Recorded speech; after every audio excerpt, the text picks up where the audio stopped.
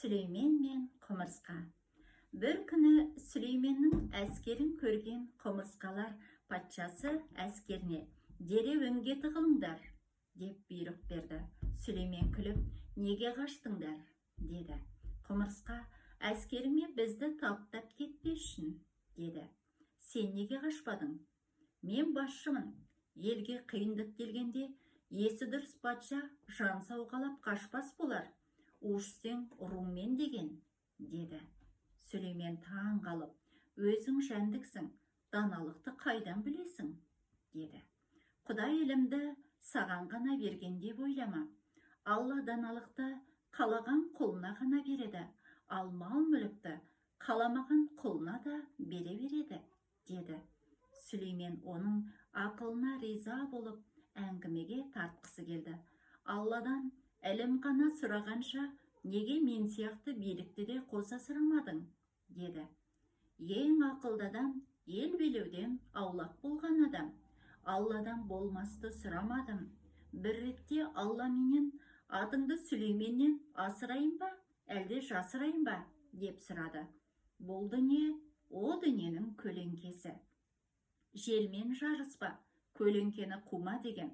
Болмасқа, толмасқа мақсатты салмайын деп, дүниенің атақ даңқынан өзім бас тарттым. Атақ пен даңқ өлген кісіге пайда бермейді. Бірақ түр адамға өлгенше тартқызатын азабы бар. Алла маған онсыз да мекендеуге 40 қабат жердің астын берді. Қаламасам да 40 рулы елге басшы қылды. Ынсап сайын береке, маған осы жетеді. Ұлық Алла саған не берді, Сүлеймен? Деді құмырсқа. Сүлеймен сасып қалып, 18 000 ғаламның билігін берді.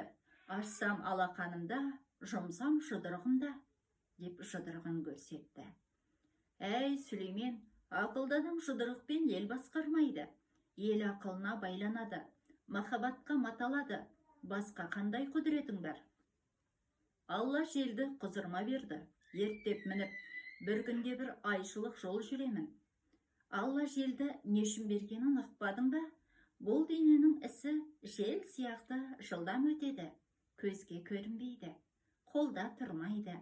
Мұндай тұрақ жоқ желді мінгенше, білім пырағына мінгеніңде, көзді ашып жұмғанша, аршы күрсі, ғаршы аламның бәрін аралар едің. Тағы нең бар мақтанатын? Алтыннан жасалған тағым бар.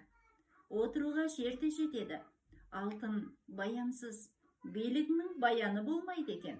Басқа қандай құдіретің бар?